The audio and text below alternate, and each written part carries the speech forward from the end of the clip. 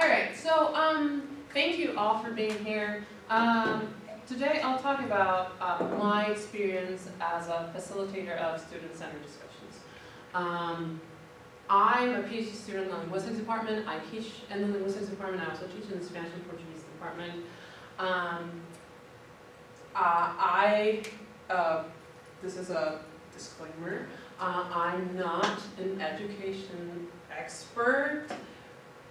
I have a lot of teaching experience though, if that makes sense. So before the hows, because I know that this, for this talk, I wanted it to be more practical, because we know student-centered discussions are important, and I think you agree on that, that's why you're here. If you didn't agree on that, then you wouldn't have come to this talk in the first place. So, but I do think that talking about the whys is important, but that's not going to be the focus of the presentation. So, okay, why have in-class discussions? And the way that I would like to address this question is, of course, with another question, because we like philosophy. Why lecture? So, and I know we usually, educators, teachers, we usually talk about the importance of having in-class discussions and the importance of student participation and engagement with the material, but we never question why we lecture, or we're not questioned. So I know that some people still think of or see lecture as a real teaching. So when your students are having in-class discussions and you're kind of like, paying attention, taking notes, things like that. For a lot of people, that's not considered real teaching. But I think that is changing. So I certainly do lecture. I'm kind of lecturing right now. So why do we lecture? You're a teacher, so. I think it depends on the classroom, so if I'm teaching a language or if I'm teaching a content course. Sometimes content courses, students do things at home maybe, and then to give them more information, they have background information on what they in theory read. Is maybe why I lecture. But then they can zone out. So having class discussions, they are no longer allowed to do that in theory. They have to actually engage with it in some way. Other ideas? I think that comes from the fact that there's an idea of an expert guiding the discussion in some way. So if you are a teacher, you're supposed to have some level of expertise in the topics that you teach, you know. And you are sharing with your students that level of expertise and that perspective of the views that you have, and in a way that lecture helps very much that purpose. Is the only purpose of teaching? I don't think so, but I think that that's one why I would prefer lecture in some cases. Yes. As a student, not as a teacher. I feel that, especially if we're covering a specific topic this semester, that the instructor has a plan for the day, and these topics need to be covered, or that person feels like in order to round out this particular theme for the day, we need to do these things, and there's no time for me. For instance, somebody else may make a remark, and I want to ask that person more about why, where did that come from? How did you get that idea? I want to know more about that. But there's not time for that. There's not time for me to interact with other students, because then we get off track and the stuff isn't. Now, if you're teaching, are you teaching grammar? Yeah, well, yeah. Okay, so you have to get through certain points because they're going to be on the test. Okay, I'm taking a literature course, and I don't feel like we have to cover this or die. you know, because there's no test, I mean, it's a 600 level class. And I feel like I'm interrupting the big plan if I ask someone else about their ideas. Okay. So I mean, I'm going to share with you, I'm going to share the answer because I've thought about this a lot. And especially after teaching online for the first time, that's when to me it clicked. Because the online course that I taught did not have lecture per se, or at least not in a traditional way. You know, we make videos here, you know that, right? But it's pretty much lecture free. And students still got the material. So to me, I was like, okay, so students can learn the material, they're understanding because they're doing well, the assessments, the quizzes, the tests, the assignments, the majority show that they have understood the content, then why do we lecture so much? And to me, the answer to that question, in my personal experience, was because lecture feels safe for me. I feel I'm in control. Because when I have in-class discussions with students, it's like you said, you get the sense that, oh, we might not cover this topic and this is going to be on the test, so I have to make sure that this is covered. Or, you know, this student might say something completely random and then I'll have to be like, oh, yeah. So lecturing for me has to do with safety, and I feel I'm in control.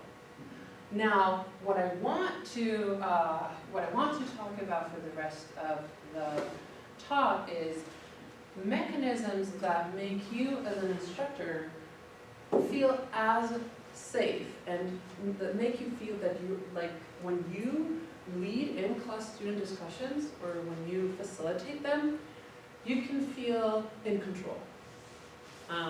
And there are mechanisms which I've applied in my classes, which I found that have really helped me get that feeling that I'm in control, even though I'm not lecturing. Okay, so this is something that you have to do because it's about discussions you're going to discuss. So you can read that, right? So I want you to, for 2 minutes, think of the best group discussions you've ever been involved in. It can be elementary school, high school, college. It has to be a school setting of some sort. And also the opposite, the worst group discussions you've ever been involved in. And think why. What made them excellent? What made them horrible? Because I'm sure that all of us, we've had experience with both. Like really good discussions, you leave the classroom and you're like, wow. And also experiences where, you leave the class and you're like, oh my God. So make notes in silence on your own for 2 minutes, and then you're going to discuss with the other people, the other 2 people. All right, have some ideas? When sharing with, I'm just gonna stay outside. Should we start with the best examples? Yeah, Sure. it's hard. For me, I think it's different, but the point of the class is content, or the point of the class is language. Like the answers are very different in discussions. So language might have like a group, students get really excited and we're using the language on their own to create new thoughts, and then we had some computer work we were doing. We started looking at like clickbait in the target language and we're reading actively on their own, talking about it. That was really exciting. That's because they were prepared, I think. I don't know, I think that for me was, I mean, it's hard to pinpoint exactly what the best is, but I remember one that kind of marked when I kind of experienced the idea of free discussions, and it was when I was still in high school that I went to observe a seminar of a college level class, and I saw these people just discussing ideas. It was a lower level class seminar or something like that, but it was too high for me being in high school, so I was like blown away by all the amazing ideas that these people have about one term. They were just discussing one term. I was like, oh. And from there, I don't know, every time that there's open discussion, it creates this sensation of, oh, people know more than what we give them credit for. Yeah. Well, I remember recently at a conference I went to, and there was small groups, and there was only like 15 people in each, they had breakout sessions, and so there was only like 15 people. But the speaker said, I know a lot about this, but I don't know so much about this. Does anybody in the audience know anything about this particular aspect because it's missing in my talk? And I said, yeah, I know about that. And somebody else said, well, I know something else about that. And pretty soon the whole room knew. It's like you said, who knew? And even people like me could contribute something to the topic. And it was really, everybody got to say their piece, and people asked questions of each other, and not so much just the speaker. But it was really fun. It was one of the most interesting conference breakouts I've ever gone to. Everybody knew something. What about the worst?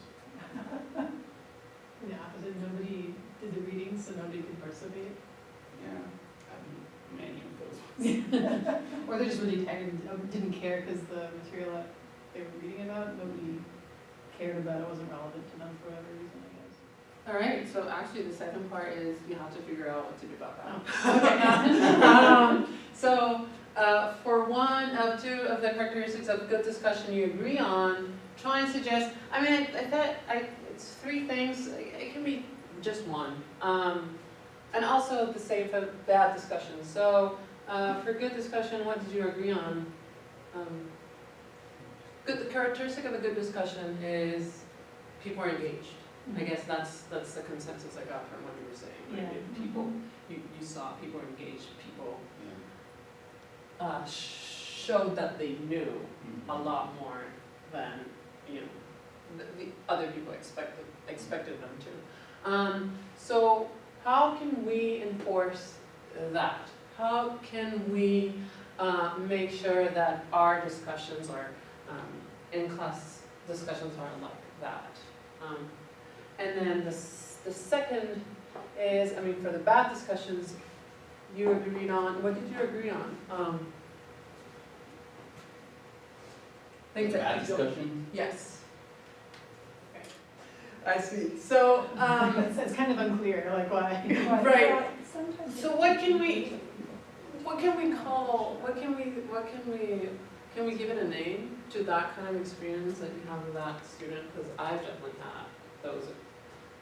I don't know if that has to do with the fact that it's like a complementary thing, for a good one, for a bad one. What are the characteristics? Is yes, it's engagement, but it's also having a common goal. And probably one of the things that happens in these occasions is where someone in the panel is trying to deviate from the common goal, and if it happens with many people, everyone is pulling to their own place. You're like, we are not having a discussion, we're just having noise going around. Right. So it's probably making sure that we're following a track at least. It doesn't have to be ideologically framed, but at least tracked. I don't know how to say it. Yeah. So how do we do that? Keep students on task. Yes. Yeah, designing specific activities that is not just talk about issues, it's talk about issues in these domains, in these dimensions, and keep others, I don't know, probably borderlines with suggestions of censorship or something like that, but you want to be careful in the sense that, okay, this is an academic discussion, we can talk about it, but let's keep things organized at least. That's great, so how do we do that? Okay, so for me, again, it depends if it's a content course, if it's a language course. So for language courses, we provide very specific, maybe almost over the top framework where we have this grid that students have to then ask and answer questions and fill out the grid. And then in theory, the conversation stays on track. And then as we, progress, maybe when we have a discussion, I split up students into groups and say, okay, pretend you're from the United Nations, pretend you're from Israel or whatever. And then they, in theory, have to act out these specific roles. And then sometimes when we force people to take the role that they would normally have, that forces them to use language in a different way, or maybe takes their own ideology out of it. Then it becomes more of a discussion. But we can't always do that, of course, and then some people don't want to participate and they get very upset. Yeah. So that works in some classes, but not with all of them. Yes, probably a good way to start is, well, I'm not sure that, I think that this is not new, but having people be prepared with some, questions that are very specific, readings that are very specific. And we all know when people don't read and just come and participate, that's when it comes down. To make sure that only people who have read, only people who have done something. They can't fool you? They can what? They can't fool you? They could, but I mean, the idea is to, if you go to a discussion, you have a very big responsibility. You just don't go to, you have to be careful with the information you bring to the table. So part of the thing is that there should be some mechanism of saying, okay, did you actually read? Are you able to respond to these very basic questions? Okay, from there we can have a discussion. Otherwise, it's chaos. That's what I've been doing in my content course, which is 30 students, which I'm struggling to get a piece of class discussion off, to be honest with you. But to see if people do the readings or to make it worthwhile, I start the day off with a Kahoot quiz, just basic information about the reading. That's also how I take attendance too, because then I don't know who shows up, or it's kind of hard to tell. And then people are late and they're too late to get the Kahoot quiz, and they don't grasp it for the day. That's their fault. But that's helped until now. I don't know if it's just mid-semester fatigue is setting in. It's a day Yeah, probably. yeah, almost nobody did the reading for today, is what I discovered. But I can tell though, because they can't answer these very simple, basic questions on how did the man die, that kind of stuff. But people tend to like it because there's this sense of competition, and it's kind of fun, and you can show off, and I can tell whoever gets first place gets extra credit and that kind of thing. Oh, cool. So that's been working up until today. All right, so I'm gonna give you, these are ideas that I think are great. You all know Kahoot? Are you familiar with Kahoot? Kahoot is a website where you can create quizzes, and it shows on your screen. So then students click on, yes, like a color. And, yeah. I made it part of my syllabus that they have to bring in a laptop or a smartphone or something to be able to access to play Kahoot. And I thought for sure I'd get at least one complaint, but then we did. Okay. So I'm just gonna give you a little bit of my background as a teacher, because as you said, I mean, it's important to know your classes are gonna be different. So I taught English as a foreign language and as a second language in both the United States and Paraguay. Paraguay's where I'm from. I also taught high school language arts. Very fun experience. In Paraguay, mostly 9th and 10th grade. And here at the University of Mexico, I've been, this is my third year teaching linguistics. And I teach linguistics so Linguistics 101, which I teach in English, and I also teach Spanish linguistics courses, which include advanced Spanish grammar and what's the other one I do? History of Spanish. Yeah, introduction to Spanish linguistics. Yes. All right. So when I was teaching in high school in Paraguay about 5, 6 years ago, oh my God. So this school, they sent me to Phillips Exeter Academy. Phillips Exeter Academy is a boarding school in Massachusetts. And the way that they teach everything from math to science to language in this school is through what they call Harkness Method. The Harkness Method is like a Socratic seminar, so I think that's the most common term. Socratic seminar is you have a small group of 10 to 15 students, and they sit on a round, not round, what's oval, yes, oval table, and they discuss the readings. Of course, they come prepared, and they talk about history, they talk about math. It's amazing how they teach math that way.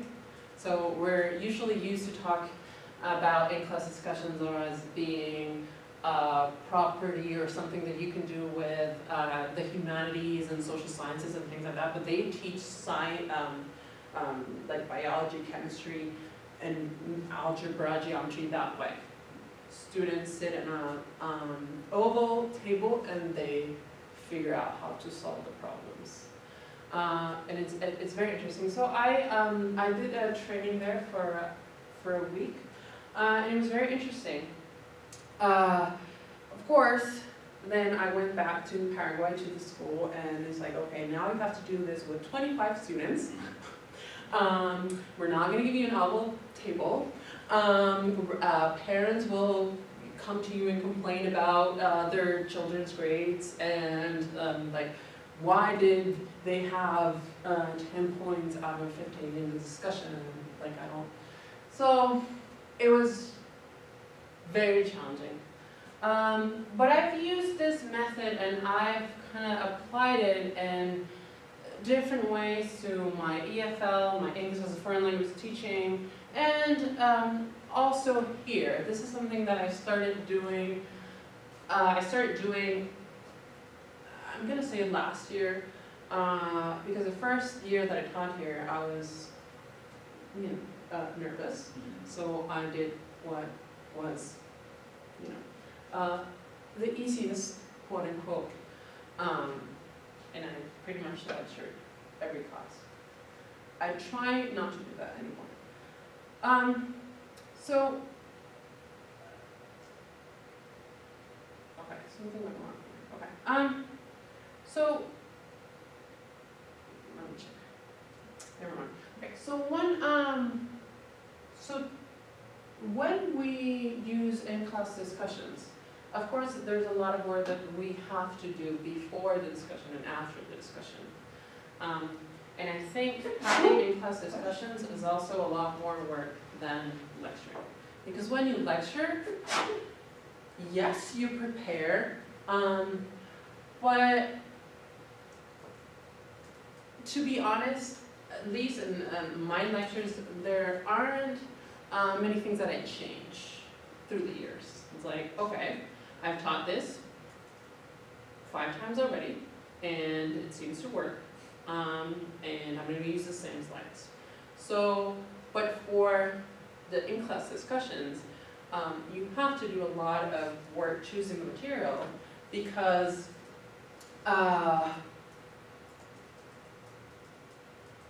why? Because every class is different.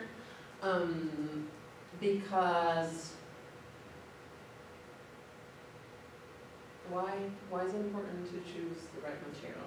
Yeah, because students have to engage, so you have to know the level of difficulty, right? You have to be very careful with the level of difficulty, especially if you're teaching a language course, of course. So the way I approach choosing the material is, and of course sometimes you don't have that freedom because you have to use a textbook. This year I've been using a textbook, but I'm very lucky that that textbook has a lot of debatable ideas. Okay, so what I usually do is I choose two opposing views of a particular topic. So for example, last year we talked about morphology. So this was my introduction to Spanish linguistics, and we talked about Spanish morphology. We talked about how we have gender in Spanish. This is something that we don't have in English per se. We do have it in Spanish.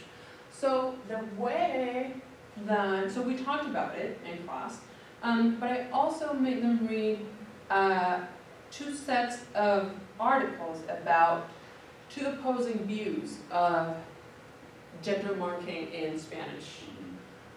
Generic masculine, you're probably familiar with that. So if you say todos, that includes everybody, even though that all belongs, so to speak, to the masculine category. And also a set of articles that discussed why it was important to use X instead of O, which marks masculine, E or the ad or the os as, and things like that. And they were very engaged. That was a very successful discussion. And also because it's relevant. It's something that they're probably familiar with because it's something that people have been talking about on social media and things like that. So even though sometimes, we have to teach certain topics like, gender marking in Spanish, and concepts like singular versus plural, and it can be very boring. I think that there's always, and especially in linguistics, there's always a current topic that will make you apply those concepts to the real world. And then a single word will argue text. So here you don't, a text that has really good argumentation will present the views of the opposing view anyway, right? So I remember an example of that is when I had my students watch a TED Talk about, from this professor that proposed that there should be a complete reformation of the Spanish orthography. Have you watched it? Yeah, is that Like, Argentinian? Argentinian, yes. So no H's, B's and V's, choose one because they sound the same, double L's and Y's, and for the majority of the population they sound the same. So and I think what made this so successful, because it was a very successful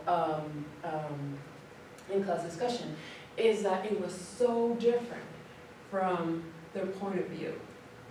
They were never told, someone should reform the Spanish orthography. It's always like, you should, poner los acentos, like mark the stress. You should write with an H, or it's not with a V, with a B, right? And then someone, like a professor, like from a very prestigious, I think she teaches at Harvard University, or some very prestigious university, this lady saying, no, we should get rid of it.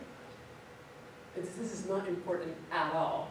So I think when you give them a text that challenges their ideas, those work really well. And even if you use a textbook, because this is something that I've done before, even if you use a textbook, you can complement it with other articles, right? And what I usually do is, because sometimes I don't know what people will be talking about next semester, right? So, but I have to have my syllabus for next semester. I pretty much have to have it ready by the end of the semester. But, so what I do, and I've been able to get away with this, so maybe that's a thing you can do, is you just say, okay, you're gonna read this, and whatever is inside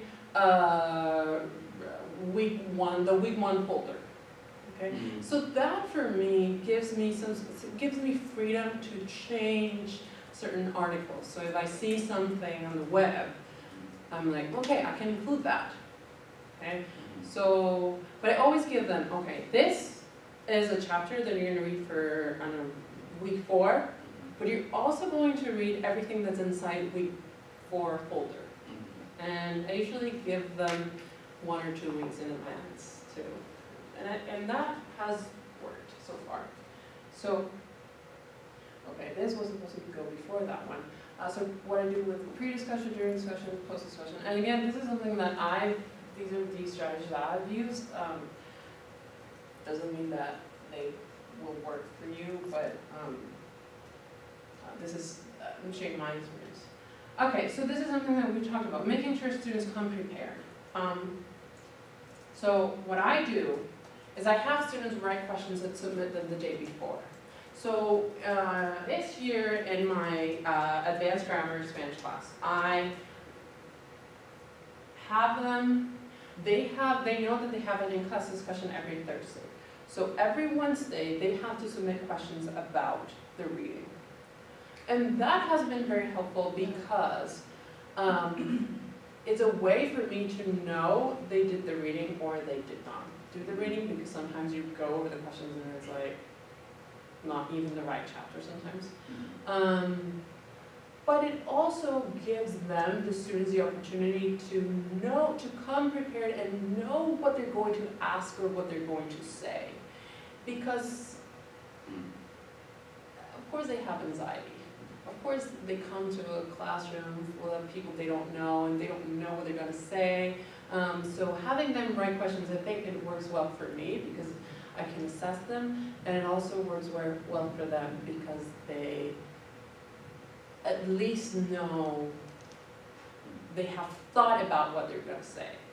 It's not something that they have to decide during the in-class discussion. This is something I've done in high school. I ask students to show me their notes, and this is something that I've done in high school, and I don't know if I would do it here in college, because in high school I knew my students very well. I saw them 4 times a week. I had them for an average 2 years, so I knew whether their notes, if they were theirs, if that was their handwriting. It was very easy to tell if they just used someone else's notes. That's not something that I would want to do here in college. Or have students take a quiz at the beginning of the class. To be honest, it's something I've never done before, but you said it worked for you, like with a Kahoot, or it's also, I mean, I don't think it has to be like a multiple choice quiz. Sometimes it can be like 2 questions, like open-ended questions. And I think from that you can get a sense of who did the reading and who didn't do the reading. And of course, for me, it's like, there are people that just don't care. And there are people that just, and I think my approach is like, you have to live with that. It's not personal. It doesn't have to do with you. It doesn't have to do with your ability to teach or to engage students in a certain topic. It's just there are people that just don't care, and you have to live with that. Okay, then during the discussion, how do I avoid awkwardness? Because there will be awkwardness. People will look at each other and they'll be like, oh, should I talk? I think this has worked very well, like have students talk to a partner first in small groups and monitor and enjoy the conversation. I don't grade this. I don't assess this. Okay? But I do walk around and engage in their conversations every now and then, so I make sure that they're talking about what they're supposed to be talking. And it's amazing that you just walk near them, and then if they're talking about something else, they just switch when they see you, when they feel your presence. So that's something that has worked for me. And then when something awkward happens during the conversation, my approach is to let students solve it. Because there's always a student that is good at being like, whoa, wait a minute, what are you talking about here? Sometimes I intervene if I see that things are going to places where, let's not go there. I intervene. But most of the times, if someone says something strange or that came out of nowhere, there's always a student, this has been my experience, there's always a student that says, excuse me, what, can you repeat that? Or did I understand that correctly? Or are you talking? And this kind of goes away, the awkwardness, and then things will go back on track after that. But I usually intervene, and especially if there's, so for example, if there's a concept that I see, somebody said, I don't know, this is a pronoun, and they give an example of something that's not pronoun, I wait until another student says, oh, but I don't think that's a pronoun, and there's usually one student that does that. If I don't see that happening, then I intervene. I say, let's just stop for a while, let's review our concepts here for a minute. I think seeing arrangement is very important as well. I use one of these labs, and I'm going to show you. I'm going to show you examples in my notes in a minute, and it's been a little bit awkward because I have them talking in groups, but then when they have to talk with the rest of the class, they continue talking within their groups. And I'm like, no, remember, it's the part where you talk to everyone else. So make sure you're facing each other. And yeah, and I can't move the tables, and it's hard to move the tables here, so, but so seeing arrangement I think is important. If you can get a classroom where, where students can look at each other, like everybody can see everybody's faces, then that works. And of course, I also, when they have the in-class discussions, I don't sit with them. I sit outside of the circle. So they have a circle, and I sit outside. Because if I sit in the circle, they talk to me. So I try to do my best and hide. So I have a table like this, and I just sit here. So they don't talk to me. They don't feel tempted to talk to me because, of course, you're tempted to talk to the teacher because that's what you've been trained to do. Making sure everybody participates, making sure that it's not just 1, 2, 3 students that do all the talking. That's I think for me is one of the most challenging things. So these are some of the strategies that I've read about. So I've never tried these, but I just thought I would just give you the idea. Maybe you try it, then you tell me if it worked. So the circular voices is every student has to speak for 1 minute. Every student has to speak for 1 minute, but it's timed. Okay, so every student has to talk for 1 minute before we move on to the in-class discussion where everybody speaks and where there's a lot more freedom. Circular response is basically the same, but you have to address what the student said before. So student number 1 says, I think blah, blah, blah, blah, blah, blah. Then student number 2 has to address what student number 1 said.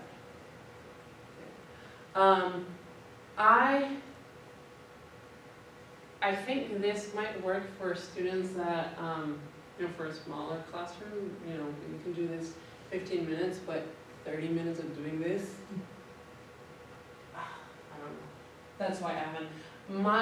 I should have probably said this before, but my classes I've had, with Linguistics 101, I haven't tried discussions yet, because I usually have 35 to 55 students, and it's just very hard to keep track of all of the participation when it's a large class. But with Spanish I usually have between 20 and 25, and I think that's manageable. And it's manageable because even if you have 25 students, there will be 2 or 3 that are absent, so 22 is a good number. But to be honest, I don't know. I don't feel comfortable having an in-class discussion where everybody's supposed to speak. if it's more than 25 students. So Chalk Talk is somebody writes a question and then people have to come to the board and basically brainstorm, give ideas that they had about the particular text. Of course, if you want to do that, I think paulev.com is more efficient because, or maybe, I don't know, I think for some students like standing up and actually going to the board and writing things on the board, but might be better if you use a website, paulev, where they have to join the discussion and they have to write something. Typing versus actually writing on the board. And Kahoot, as you said, sometimes is useful because Kahoot also has a poll option, or you can. I've done this in my larger classes, in my Linguistics 101 class, and it's worked pretty well because I give them a question and they have to agree or disagree, and then I ask, okay, can somebody who agreed, can somebody say why? And then when somebody from the disagree group, can they say why? And it has worked pretty well. And I think you can make sure that everybody, or at least most of your students, participate if you make them think first. And that is my experience as a student. I am not the person that will be like, yes, I have the answer. I will talk, I will participate. I need time. I need time to process information, I need time to think. And I think these previous, like pre-discussion, but like you're in the discussion, but kind of like before you discuss in the larger group, these for me as a student are very important because they give students time to think about what they're going to say. And then this one has worked pretty well, especially in high school, because, you know, high school kids, they are very insecure, they are very shy, some of them are very shy. So it's like, maybe talk to them face to face and say, hey, you know, you wrote a great question, and I wonder why you didn't bring it up, because I read your question, it was so great. Or even, because I know that interaction can be awkward for certain students. So just write, not an email, but what I've done is, like, when I grade their participation, I try to write a very brief comment saying, hey, yes, you can do it. And that has worked pretty well. Hey, this question was so interesting. Like, why did you bring it up? Or a student that never spoke in class, and then all of a sudden they spoke. I was like, this was great. Like, you changed the conversation. Like, your thoughts were so important. So I try to do that, and I know it's very time consuming.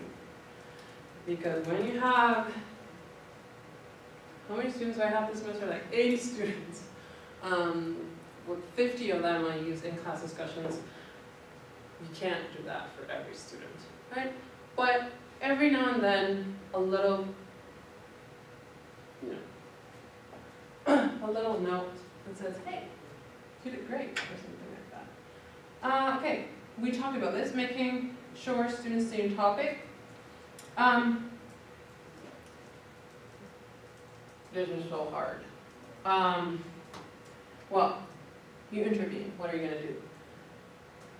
What I usually do is I go over my notes and say, let's all think about what Maria said. Remember she said this and this and that? Let's discuss in small groups, then we're going to go back to the larger group. And that has worked pretty well. Or have students take notes. They just stop. When you see that things are, you know, and the discussion has become like a series of monologues and they're just all over the place, just stop. You can intervene and say, hey, let's focus on what so-and-so said. Because there's always someone that, before that happens, sometimes you can rescue really good comments. Or, this is something I got from this book, Teaching for Critical Thinking. And it's a series of questions. Of course, you don't have to use all of them. But for example, what was the most important point made in the last 15 minutes? Notes. What was the most puzzling or confusing point made in the last 15 minutes? So you give students time to reflect. So then they can move on. Because sometimes when they're lost, and sometimes they don't know they're lost, or sometimes they're like, we're lost, but how did this happen? And then going back to reflecting on the discussion can help. I've used these strategies a lot, and they usually work. Or, like you said, this is what we're discussing now. You have to be very explicit. Like, remember, we're discussing this. Okay, taking notes. This can also be challenging. I have different approach. I've used different approach to taking notes while students discuss. Well, first of all, one of the challenges is like, can you remember your students' names? Because sometimes you can't. So what I do is, the beginning of the semester, the very first discussion that we have, I make them fold a piece of paper like this, like a burrito, as someone said. And they have to write their names here and here. Oh, yeah. Okay. And yes, it's a little bit like, you have to wear a name tag, and it's a little bit awkward, but the truth is, I won't remember their names the next class. With time, I get rid of these. And it's also helpful for the other students, because the other students then can quote someone and say, oh, like, they go like Juliana said. And that's very helpful too. Because I think you're less likely to quote a person if you don't even know their names, because it's awkward. It's like so-and-so, or like, What's their name over there? yeah. Yeah. So it helps, and I make them use a big marker, and I tell them, write your names big so everyone can read it. And it's two-sided, so the person that's sitting next to them can also see their names. So, I usually draw this space. So with my high school students, I had a list in alphabetical order, and it was easy for me to keep track of who was saying what.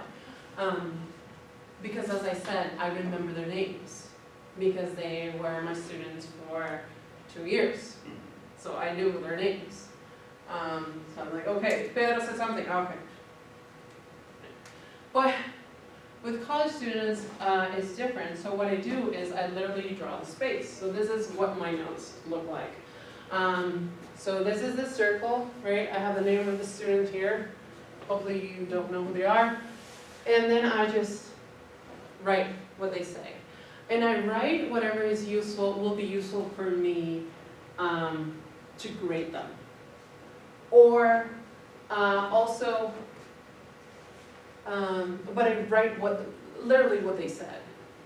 So for example,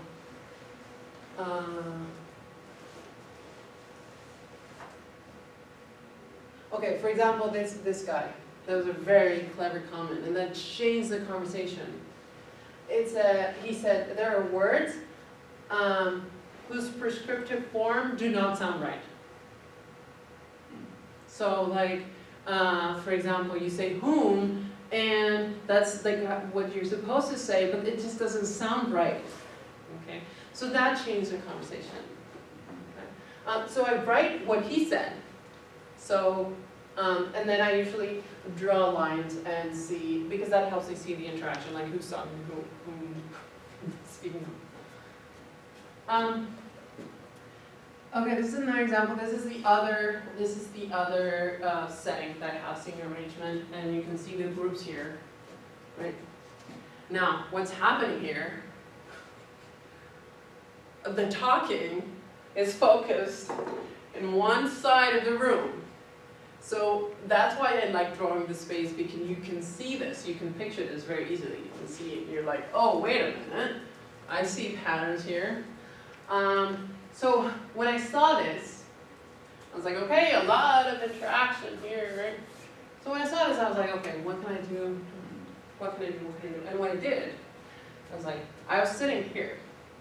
So what I did in the next class is I sat here to see if my presence pressured people to speak. And next week, it's still not optimal, but you can see more people here participating. I also color code when I grade. It's like the pink are the people that spoke the most, and then orange people that didn't speak a lot. So you can see I gained some pink ones just by sitting here. That's the only thing I did. I just sat here. And yeah, I don't know what to do with these people, but you'll get there. And also, I think some people just need more time. Some people just need more time. Assessing participation, this is another big one. My suggestion is don't procrastinate. Like, grade the discussion right after. Yes. So for example, don't wait. So for me, it's like grade students' participation before the next discussion. Because if you have two discussions without grades, then you won't be able to tell them apart. This has happened to me many, many times. I keep doing that, and I know I shouldn't, but I do. And to me, a simple rubric is the best approach. So preparation, speaking, and listening, I added to my rubric, the one I'm using now, I added critical thinking. So preparation is, I basically grade the questions that they sent. Speaking, this is very, very quantitative. It's basically how many times you participated. If you participated twice, I use 2, 1, or none. Listening, and I tell them listening has to do with not only paying attention, but also following the conversation. Because every now and then you have the students say, oh, now I want to talk about, it's like, okay, but how about what people before you said? That's not active listening. And for critical thinking, this is something that I've seen in this book, and I think all of these, because this is a strategy that they use when they have an inner and an outer circle. So the inner circle students, they talk, and the outer circle students, they evaluate their peers' participation. So every student is assigned another student, so they keep track. I can't do this as a teacher. With every single one of the students, there's no way I'm able to do this. But I think these criteria are useful to grade critical thinking. As for clarification, a point made by another, of course that's listening too. Like, you know they're listening because they ask for clarification. Summarizes another speaking, also has to do with listening. Uses text to support response. This is a big one because I always tell them this discussion is about the reading. Of course, you can talk about your experience. Your experience is welcome, but related to the reading. Always go back to reading. Ask thoughtful follow-up question or participant. Interrupt another speaker. Oh, shoot. There's a huge one. And then the other one, my favorite one is, I think I ran out of battery.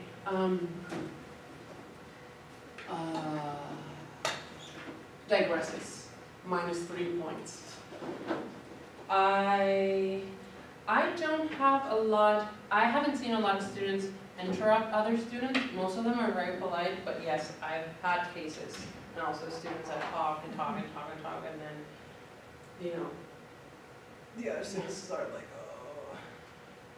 Okay. And then I just wanted to show you one last thing.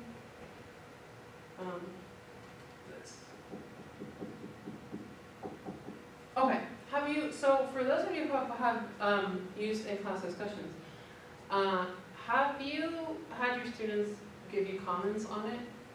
Like have students complain or said, oh yes, these are very helpful, or what was your experience with student feedback? About the discussions? Yes.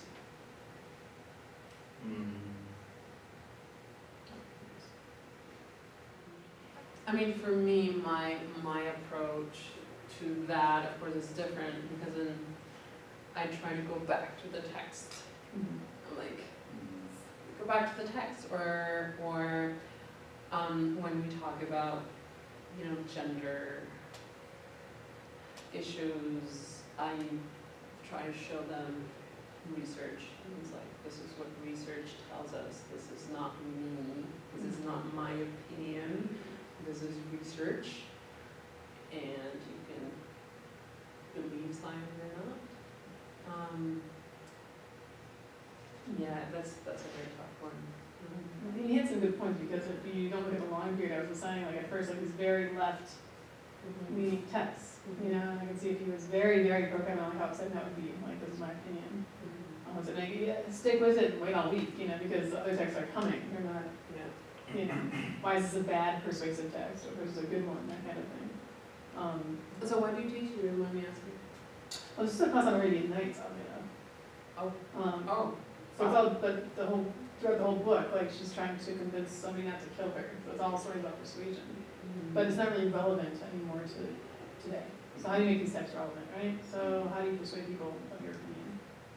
And here we have this like magical gift almost, like look what's happening right now. People are trying to persuade each other, but nobody's really persuading. We're just staying there, not pushing, we're just getting angry. We're all on the same side in theory of a stronger America. You know, that's where we have to start. And then, you know, maybe we'll have a reasonable discussion. But what, people are coming with their own opinions and nothing will ever change as far as that particular class is concerned. But I mean, the point is that they never speak up in class though, as part of the issue too. So it seems like it's just a bunch of people all on one side, like talking to each other and congratulating each other about their opinions. And they speak up, it's important. We have to listen to each other, and that's the whole point of this class. Help, persuade me, please. Persuade anybody. But whether they're not, I don't know. So what to do about that? Nothing, other than to say, I respect your opinion and thank you very much for sharing. Yes, and I think, so when I was reading some text about in-class discussions, it's like you don't, as a teacher, you don't want to give them the feeling that, you know, everybody's opinion is equally the same. It's like some opinions are, you know, well argumented, some opinions just aren't. Some opinions are opinions, so some opinions are based on fact. So yes, that's why I always go back to the text. I go back to the text. Go back to what we've discussed in class. Let's talk about, this is a concept that is based on science. How can we apply this concept based on science to what you're saying? So it's a little less clear cut, I think, with Kavanaugh in many respects. Like there's not one particular text we can go back to, it's like, I don't know, Constitution or something, but it's not really a constitutional class. I don't know. Yeah, no, I know. Area. So it's, yeah. I think it's definitely easier, it's easier with linguistics than it is with literary analysis. And, yeah. That's a good point, like, you know, everybody's opinion is not the same, but be careful of making sure that, like, I don't know. What am I trying to say? Like, giving the same voice to who, I don't know. Yeah. Hi. Yes, I'll be done in a second. I don't speak Portuguese or teach Portuguese. Okay, so anyway, just this last You thing. didn't mean to derail us here. No, it was great, because I've thought about those topics, those well. And I think these books, the ones that I mentioned here, are they talk about those issues. They talk about, so this one, for example, that one, no. So this, I like this one because it's very practical. A Quick and Dirty Guide to Decreasing Teacher Talk and Increasing Student Talk in the Classroom by Deb Tidwell. That's very practical. Like, these are the activities you can do. This is another way that you can, this is part of the previous rubric. Like, 2 cool comments from this participant. I usually, when I grade them, if they make like a very interesting comment, I mention that. So they know that I know that what they said. It's like, oh, it was great that you mentioned this. And I think that usually motivates them. So I just wanted to share the students' feedback I received. I was very surprised. This is the first or second semester that I implemented in-class discussions. And when you look at your students' feedback evaluation, you're like, I don't know what I'm gonna read. And I thought that some students were gonna be like, oh, this in-class discussion, why do I have to listen to so-and-so's opinion? And I'm here at college because I want to learn from the expert, not from people that don't know anything. That, I honestly thought I was gonna receive feedback like that. I did not. At all, not a single one. I was super surprised. And I received a lot of positive feedback. Like, that question in the student evaluation that says, what was the component of the class, of the course that made you learn the most, that was most important for your learning? A lot of students said that in class discussions. I was very surprised. Open and class discussion, interesting course material. There was a lot of the learning was mutual. I'm like, okay, well. She made the effort to learn from us. I don't know what gave the student that idea, but I do when they mention something, when they give some examples about, and usually examples about language are very easy because it's like they speak a different dialect. They are 10, 15 years younger than me, so there are a lot of things about their dialect that I'm not aware of. So those usually come up, and I usually preach them and say, "Wow, that's so interesting! Like, that's something so interesting about your dialect. But that's a very interesting use of that word, or something like that." I love the class discussions. We are able to share our own perspective and opinions. The debates in class are fun and helpful to understand the topics. So for me, this was very important. So this, it's like the debates help me understand the topics. So because, I don't want to get students who's like, oh, discussions, we just go there and talk and we don't really do anything. And it's like, why, and but that was very interesting. Every week after we have to read our material, so we have to read our material. So this student knows that they have to read the material, to participate.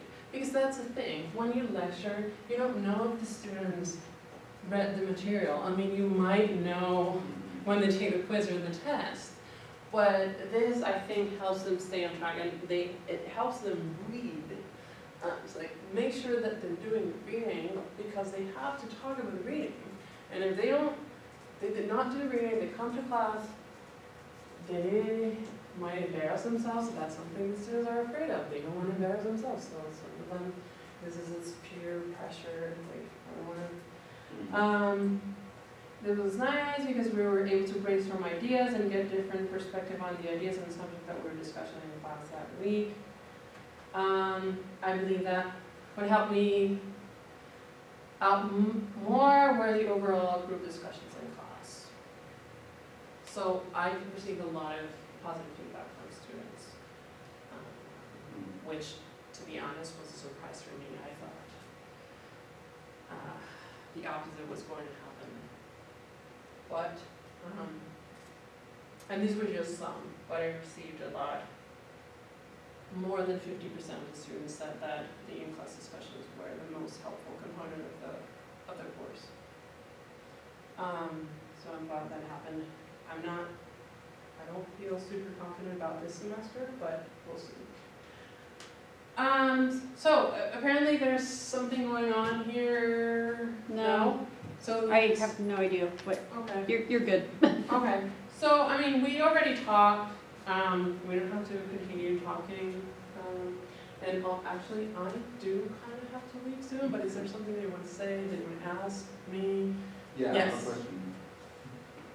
How often do you do this kind of discussions? Once I mean, a week.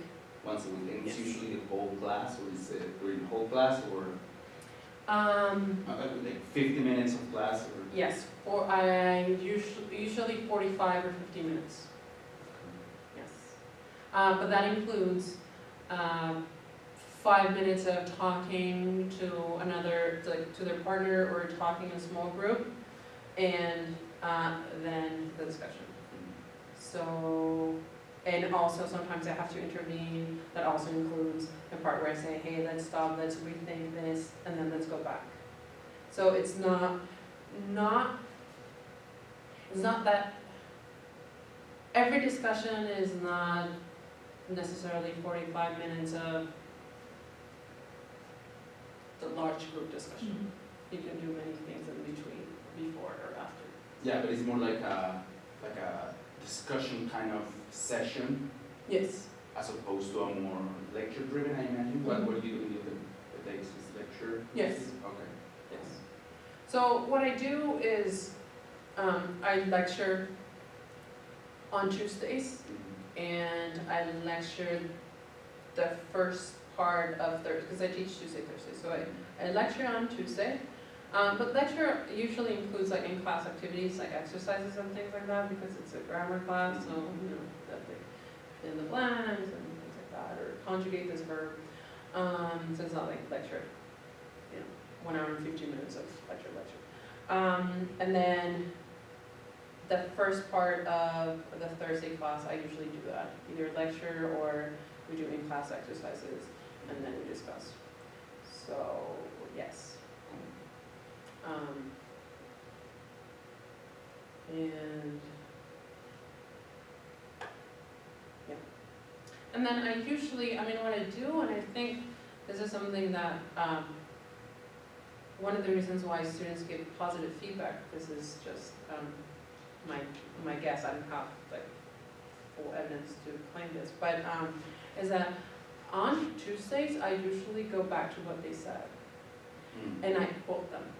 I say, oh, remember that Valentina said that, you know, this has to do with this.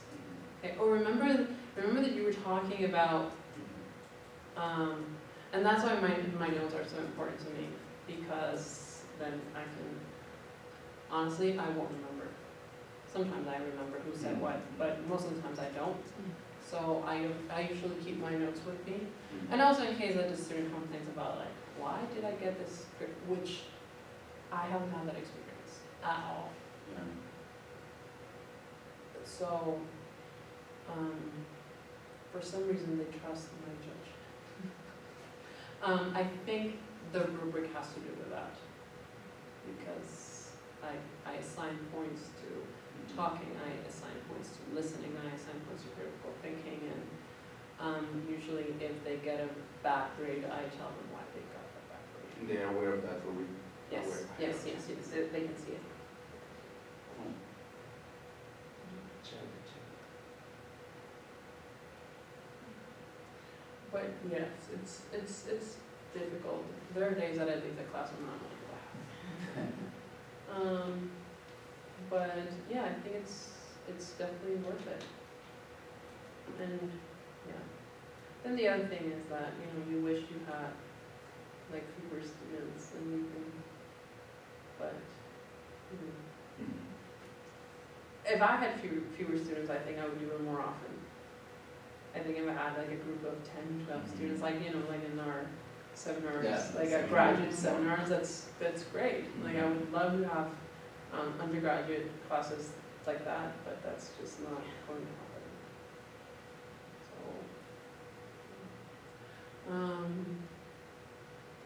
but yeah. Okay, thank you so Thank you. much. Thank you. Oh, no, thank you. Thank you, thank you.